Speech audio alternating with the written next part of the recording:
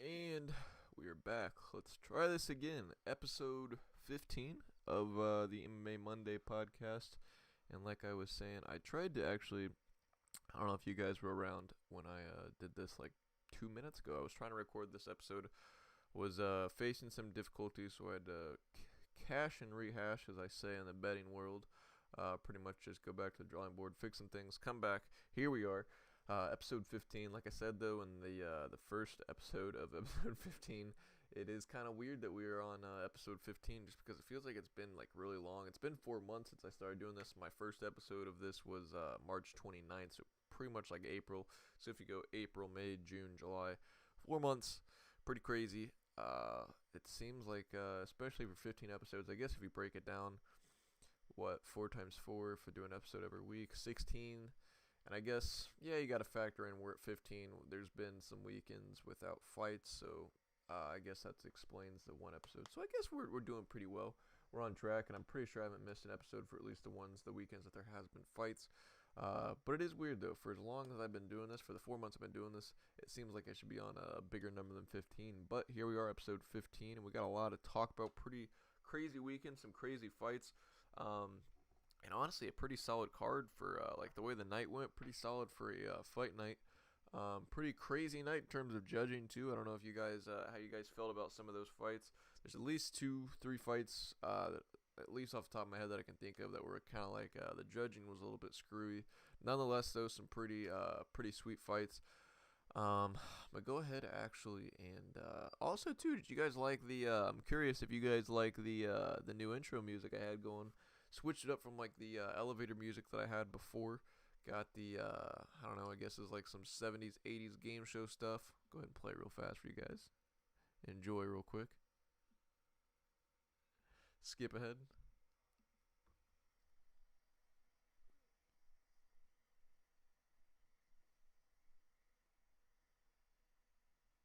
I don't know. I can't dance. I don't know what that face was either.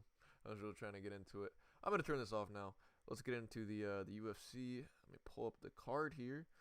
The very first fight of the night was oh yeah, I also have. Let me see here. I forgot I was looking this up. The judges. It was pretty weird too for a screw of a night of judging that there was. All the judges were pretty like. I mean, it was at the Apex. You're getting pretty like solid judges because they are in Vegas. They're used to UFC like doing MMA fights. It's not like you're in Montana, so you're going to be getting some potential iffy judges because they're not used to doing MMA fights there, but or at least at this scale. But you have Derek Clearly, Sal D'Amato, and Junichiro Kamijo. These are all like pretty like common names in the judging scene in the UFC, and for the pretty screwy night they had is a little bit weird. I don't know if they had some if they were just giving out complimentary drinks or something to the judges, and maybe the judges judgment got skewed, but I don't know how we got those results with that pretty solid lineup of judges. First fight of the night, Diana Belbita and Hannah Goldie. Pretty crazy fight, pretty back and forth fight. I had Diana Belbita. I had betted on Diana Belbita.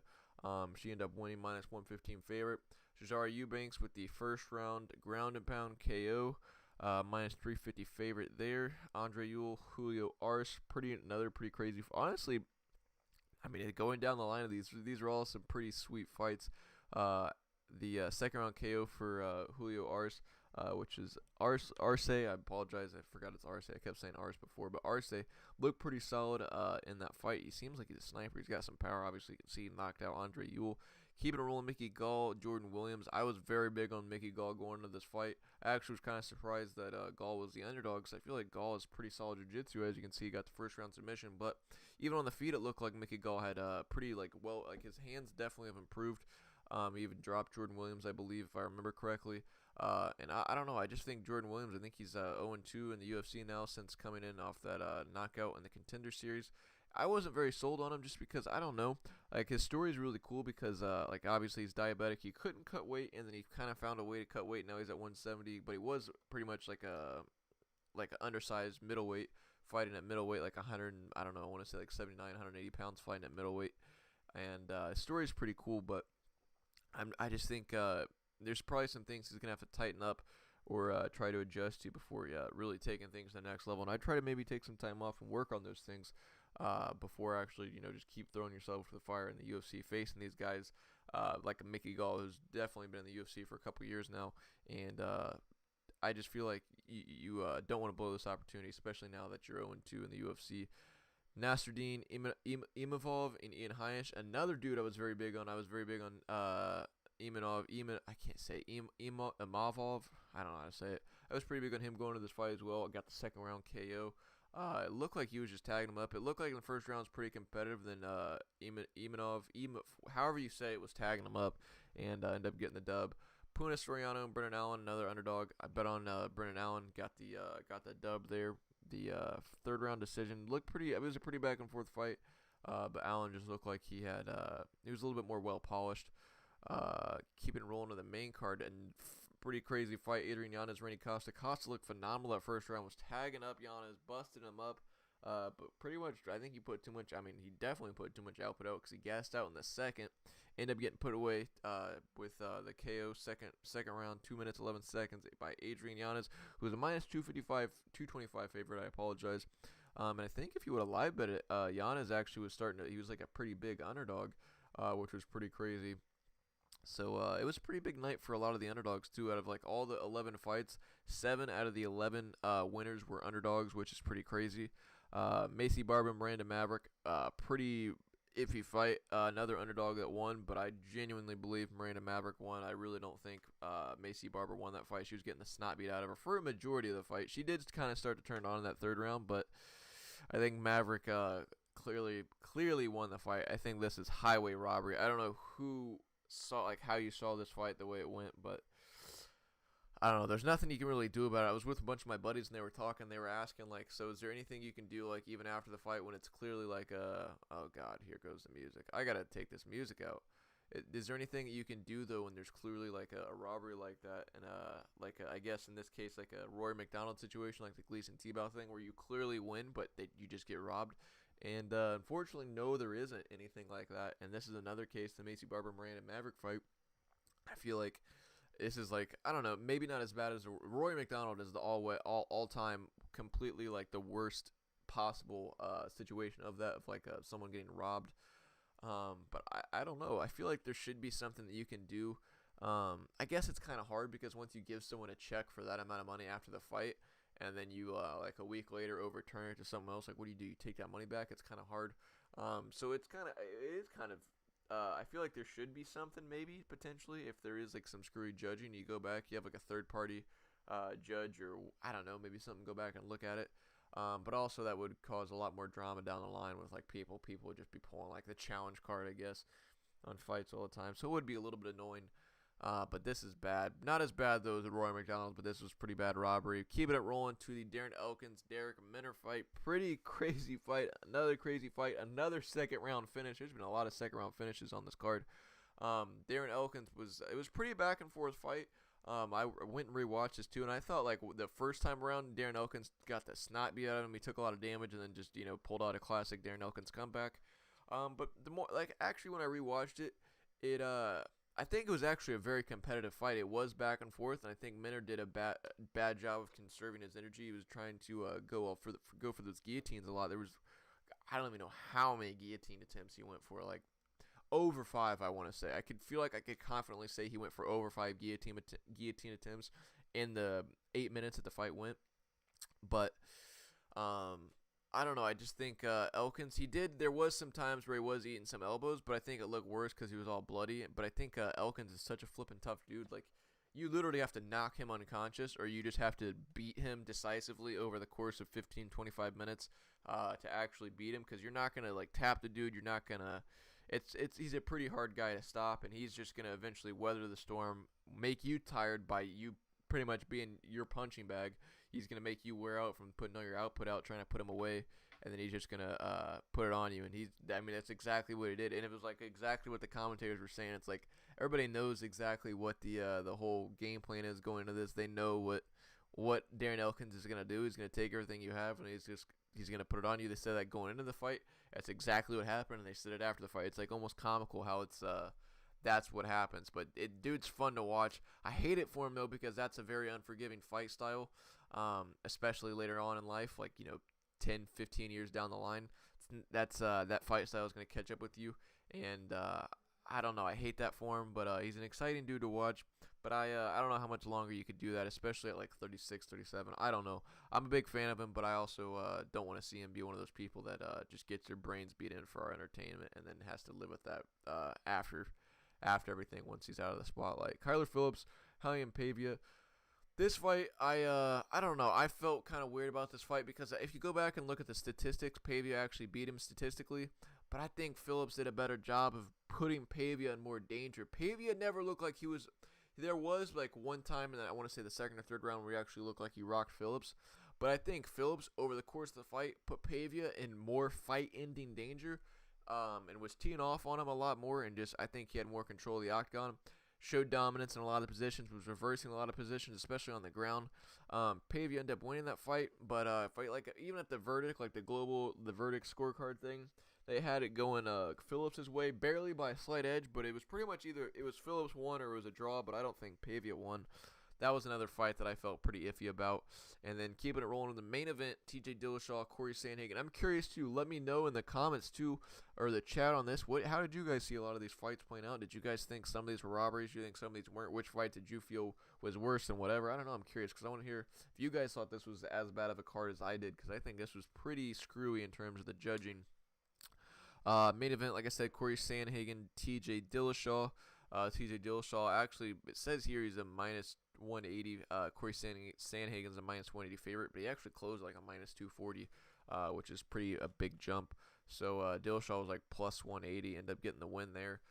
Big night for the underdogs. Like I said, it was a split decision win. I think Sandhagen won this fight, but this was one of those fights where it was so close that, I mean, you could go one way or the other, but I really wouldn't, I wouldn't be like completely arguing against, like, that's crazy, how could you see that fight going that way. I could really see it going, like, it was similar to the Darren Till and Robert Whitaker fight last summer, which was actually like the same exact weekend. I want to say this was like the same time last year that fight card happened. But it was just like one of those fights. It was so close. I'm not going to really argue whichever way it goes. I personally kind of believe Sandhagen won, but I also kind of wanted Sandhagen to win.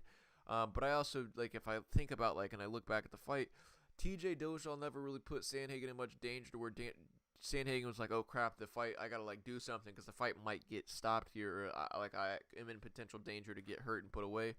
I don't think that was ever like that for Sandhagen, but I do believe Sandhagen put Dillashaw in that danger a couple times. He was rocking him with those jabs, even in that first flying knee on the ground, put him in that triangle. That was a very, very, very tight triangle. And just over the course of the fight, was tagging him up, doing more damage. He was eating those knees. He was putting those, not even the flying knees, just the step-in knees. He was doing a lot more damage to Dillashaw. But obviously that final round was pretty big. Pretty much that whole like latter half of the fight was pretty big for Dillashaw. But I don't know. I think the big edge was the control time for Dillashaw. And I don't think that was valuable control time, in my opinion. That's coming from a dude that's big on grappling. I think if you're just holding him up against the fence and just kind of give him little tap knees to his midsection and his thighs, and you count those as significant strikes, when I mean, they could be significant strikes, but the way he was throwing them, those weren't significant. I don't know. I just think that was a little bit weird, but that's just how I saw it. I think it was just kind of a weird night. I don't know what the deal is or what the deal was with that with the judging that night, but I feel like even as of recently, there's been some weird decisions. It's been a lot more common with like the screwy decisions in MMA. I hope though they get it figured out, because I don't want this to be like boxing, where I feel like it takes away the integrity of the sport, where like you think you should know who should, like, after the fight ends, I don't want to say most of the time, because there is times where you don't know who won. Like the Dillashaw Sandhagen fight, you really didn't know. At the end of that fight, I feel like it was hard to say who won decisively. But I feel like if there's like situations where you feel like you know who won decisively and they end up losing, that just that's pretty sickening. Especially like the Maverick Barber fight. I think Barber won or lost that fight, but I'm gonna go back and start rambling about all that. I don't know, but I think it's something definitely to be talked about, because I feel like there's definitely something that needs to be thought about, done. Maybe a change to the judging system. Who do we use for judges? Where do we I don't know. It's something to think about. Maybe improve our judging system, make it a little bit better, because we're pretty much using like a boxing point-based system like that for like strikes and stuff like that. And applying it to MMA, which is a little bit weird because there's so much more that goes into MMA than just strikes. including grappling, like all the control time. There's so much that doesn't really get factored in with a 10-point system like that. I don't know, but I'm gonna go ahead and switch over back to the other screen. We got the fight next weekend, the fight card next weekend, the Uriah Hall and Sean Strickland fight. First fight on the card, the dudes with the I think both these dudes have very garbage records. Adeshev is like a record of 3-3 or 3-4. I think I'm gonna go with Ryan Benoit, but I really don't know. Philip Rowe, I'm gonna go with Ryan Kosi or whatever this. I forget the guy's name. He's actually off the Contender Series. He won by knockout. Him and his brother were both on the Contender Series, and I believe they both won by knockout. I actually was going to go with Phil Rowe because I'm a big Phil Rowe fan, but I kind of like this Orion dude, so I'm going to go with him. Ronnie Lawrence, Trevin Jones. I talked about this, I want to say a couple of I feel like I talked about this fairly recently in a video or a podcast or something, where I was talking about Trevin Jones is like always an underdog, and he always pulls through. And I was actually probably going to bet on Trevin Jones here, but now I look and he's facing Ronnie Lawrence, and I'm actually I like Ronnie Lawrence. He's a tough dude, very scrappy dude. Another guy off the Contender Series. I might even it's the same season as Orion, so I don't know. It's tough because I really like Trevin Jones and I really like Ronnie Lawrence, but I think this is a tough fight for Trevin Jones. But I really don't care who wins this fight. I think I'm going to lean more towards Ronnie just because I think the grappling heavy approach is going to suck for Trevin. And you saw Trevin have trouble with like a grappling heavy approach in the Tagir Valiev, I believe. I think Tagir Valiev. When Trevin Jones was getting the snot beat at him the whole fight and then came back, knocked him out. Could potentially happen again. Dude's the king, comeback knockouts and underdog knockouts. But we'll see. Jinyu Fry and Ashley Yoder. I really don't know because I feel like both these people, every time I watch them fight, they disappoint me. Like I'll bet on them, they disappoint me. I might go with Jinyu Fry just because my theory with the underdogs winning in the women's fights. I feel like the underdogs always do well. So I'm going to go with Jinyu Fry. Kai Kamaka and Danny Chavez. I really don't know. I kind of like Kai Kamaka in this fight, actually. I think Kai Kamaka ended up winning his last fight out. I'm going to go ahead and look that up. I forget who he fought, but he fought like within the past couple months, and I want to say he either he won or he lost. I don't remember, but it was an upset. Whatever it was an upset. It was an underdog or a favorite, and the underdog won. Let me see. Actually, I think he lost. Now that I think about it, he lost. I think he's 8. He should have been 8. Yeah, he lost. T.J. Brown. That's right. It was T.J. Brown, the dude that was the big the underdog of the week. It was like a plus 140, plus 150 dog. I forgot about that. T.J. Brown ended up getting the dub. Actually, I'm probably going to go with, I don't know. Let's see what Tapology says. Now that I think about it, let's just see what Tapology says. When in doubt, you don't know who to bet on, just go see what Tapology says. They have Chavez winning, so I'm going to go with Chavez. No, not really. Don't bet off Tapology predictions, but I'm going to go with Chavez. Chris Grutzmacher and Rafa Garcia. I think Rafa Garcia actually, if I remember correctly, was I said this last time, was an underdog in his last fight out and actually ended up winning because I believe he screwed me out on some money. Forget who he fought, but actually I think I might go with Rafa Garcia because he's a big, he just throws bombs if I remember correctly. Who did he fight? It was an upset. Oh, it was Nasrat Hakparas. Never mind. Another dude that I thought was an underdog and won, but had a very good fight against Nasrat. He was a late replacement. I don't know. It's actually a very good fight now that I think about it. I might go with Garcia just because he looked pretty good against Nasrat Hakparas, and Grutzmacher is definitely no Hakparas. I'm going with Bagdasaryan just because I remember watching him off Contender Series. Dude's a pretty solid kickboxer. I think he had a very tough. I'm pretty sure he fought Dennis Bazooka, and he had a pretty tough fight with Dennis Bazooka.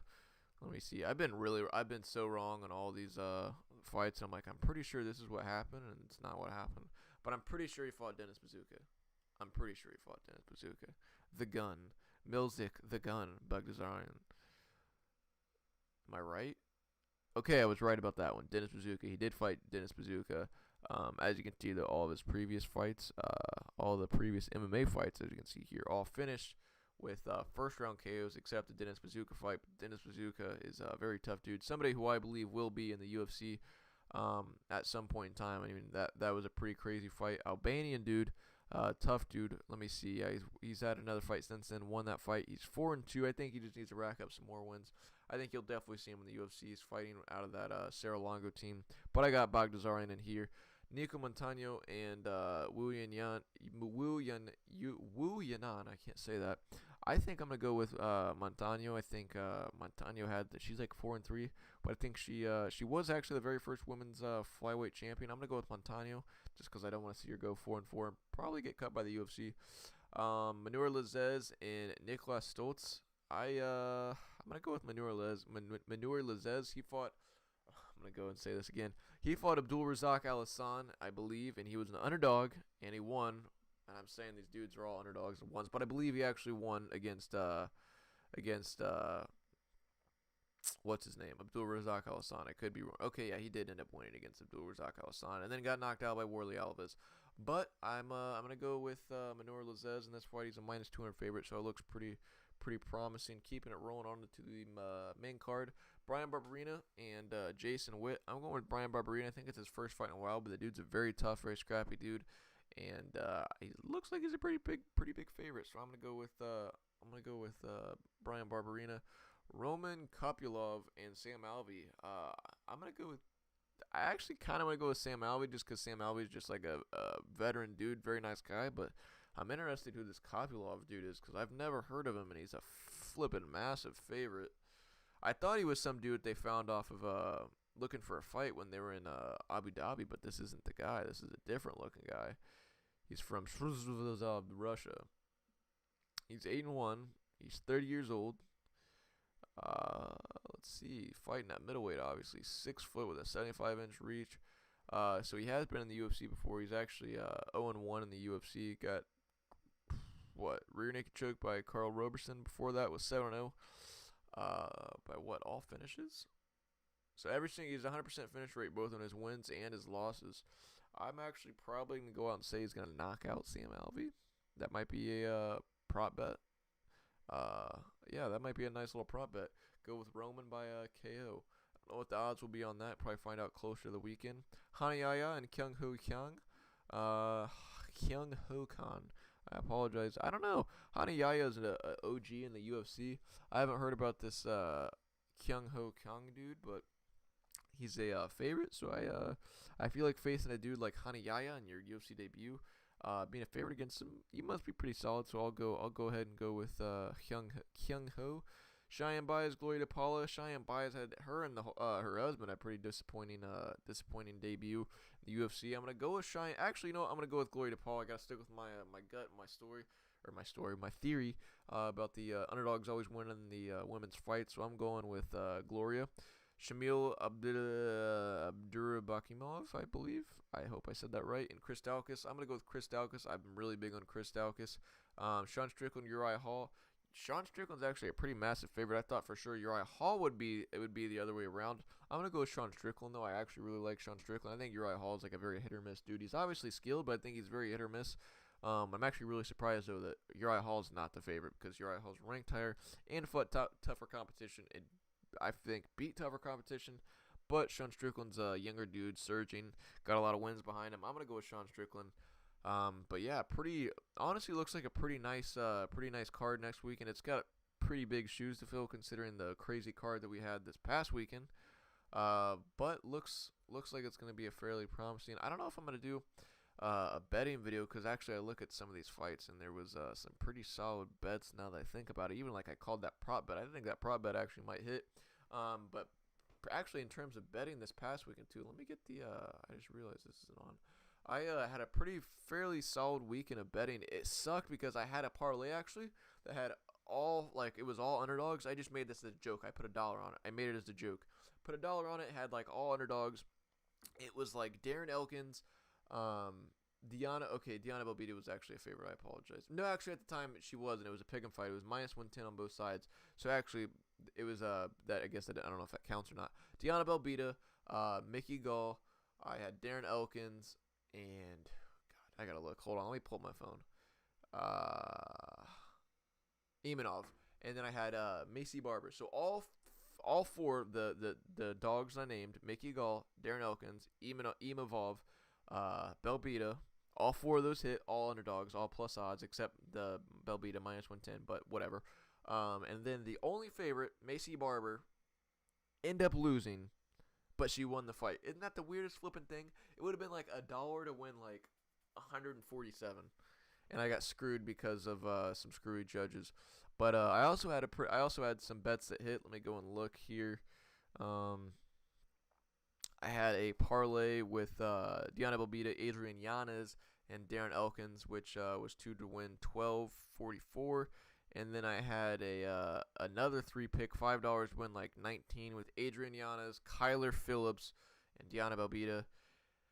And then I also had another parlay, which sucked because it was like a Adrian Yanez to win, and the fight being over 0.5 or whatever, over like the first half of the first round. Darren Elkins and Brendan Allen, which was like plus 384 odds, and that one was another solid one. But yeah, pretty solid weekend of bets. I should have had a perfect weekend of bets if the two flipping underdogs, or if Macy Barber, the two favorites actually, all my money was made off underdogs. So if the two favorites would have won, I actually would have had a pretty solid weekend of bets. But it is what it is. That's betting, and that's why you don't bet, because you lose money sometimes because you can't predict it. But yeah, I don't really have much else to talk about. I hope you guys did you guys check out the if you guys haven't, go ahead and check out the Blazing Wings challenge that I did. That I uploaded this past weekend on Saturday. I really hope you guys did enjoy that video. If you guys did, because I put myself through a lot in order to make that video, get that video out to you guys. That really was not fun at all. Like I remember I was laying in bed like 2 nights ago, Saturday. I don't know. I think 2 nights ago.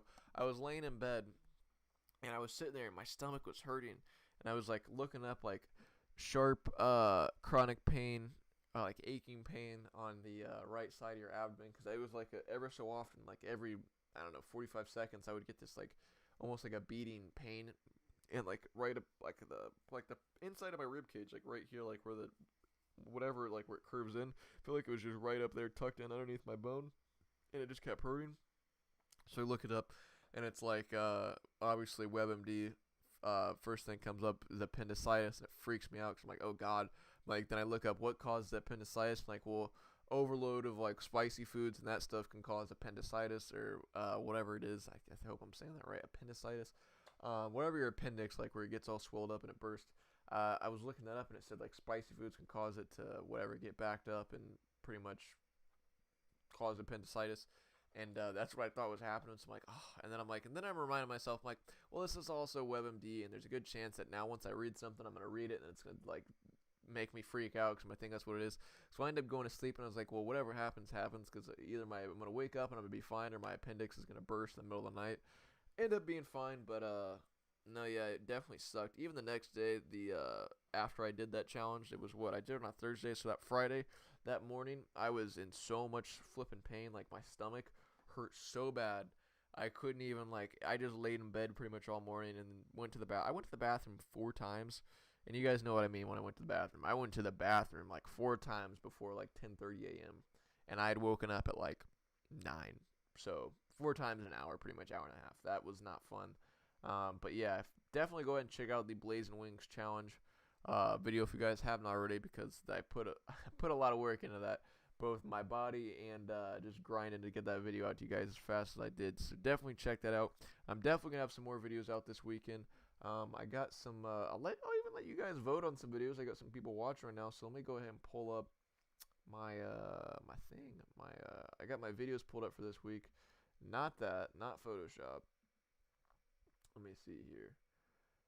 Because I was gonna do. I'm gonna try it like I talked about last week in my last episode or my last podcast. I'm gonna try to do more like lifestyle, not lifestyle. I keep saying lifestyle. More like vlog stuff, but I don't want to be like vloggy. I guess just showing more of my lifestyle. And just I don't know, making it more fun, so it's just not me sitting here literally with this exact setup every single video talking to you guys about MMA. At least being able to show you guys more stuff, like me going out doing things.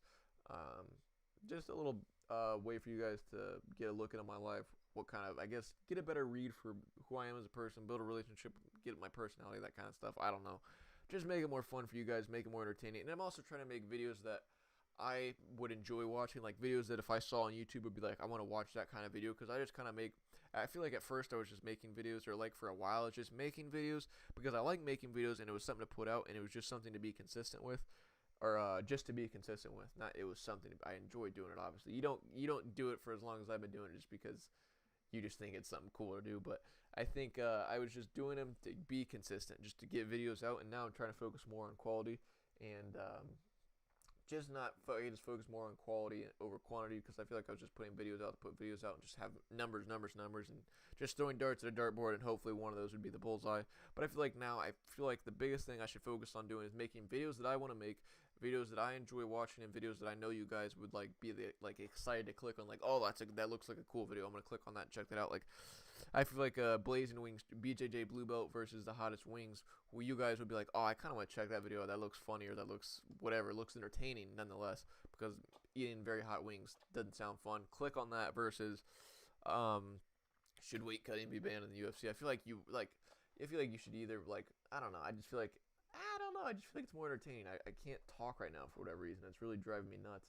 I can't get what I'm trying to say out, and it's bothering me. But I feel like it's more universally more people would pick it up outside of MMA community, because I feel like you have to be a hardcore MMA fan to really click on a video that talks about should you ban weight cutting in the UFC and do like what one's doing, like the hydration stuff and fighting whatever your natural weight. I feel like you're not going to have the same reach as you would as like a BJJ Blue Belt versus the Hottest Wings, or like a vlog-ish kind of video talking about like what Mike Tyson taught me kind of about jiu-jitsu, or what I've applied from something Mike Tyson said to jiu-jitsu. I feel like people would be more interested in that, because I feel like that even whatever I talk about in that video, what Mike Tyson says, that applies to so many different things, not even just like jiu-jitsu or boxing. It applies to so many different things. But I don't know. I'm just I'm rambling on. But I'm gonna try to go ahead and pull up this flipping this thing. It won't load, so I can get your guys' opinions on some videos for this week. But it's not flipping loading. It's driving me nuts. I don't know. It's not pulling up. My computer's like taking a dump right now. But like I said, I'm definitely going to have some sort of video of me probably talking about something MMA related, and another more vloggy, lifestyle-ish. I hate saying vlog, but you get the idea. You get the drift. Be doing some, at least hopefully 2 videos this week. That's what I'm going to try to aim for every single week. 2 videos. Definitely 1 video guaranteed. Definitely the podcast guaranteed if there's something going on MMA related. And I've even thought about continuing the podcast, just even if there isn't stuff MMA related to talk about, just talk about whatever. I don't know. I hope you guys enjoyed the podcast. If you guys did, because I really rambled for this last 5 minutes, and I don't want that to be the podcast either. I don't want to just sit here and talk about random stuff, because that's not entertaining. My goal is to be entertaining, make you guys want to watch, make you guys want to stick around, and make your guys' day better. So I hope you guys did enjoy. If you guys did, please be sure to drop a like, share this podcast, share my videos, share my content. If you guys know anyone else that enjoys this type of stuff that you guys think would be entertained by it, like a wings video, hot wings video, or just anybody you know is a hardcore MMA fan that would enjoy this type of stuff, please send my video their way. I would greatly appreciate it. If you guys want to support me, the best thing you guys can do, if you guys want to support me for free, best thing you can do is like, comment, subscribe, check out my stuff, and don't just check it out, click on the video just to give me a like, and then click off, because that actually hurts my videos more than it helps me. YouTube algorithm factors in, like watch time and how long people actually watch through a video. So if they just see people are clicking on and clicking off your videos, that's not a good sign. So if you guys want to support me for free, best thing you can do is watch my videos, share them if you guys know other people that share them, word of mouth, reference, all that stuff really helps grow things, and it would really help me grow this channel, because I'm trying to make something out of it.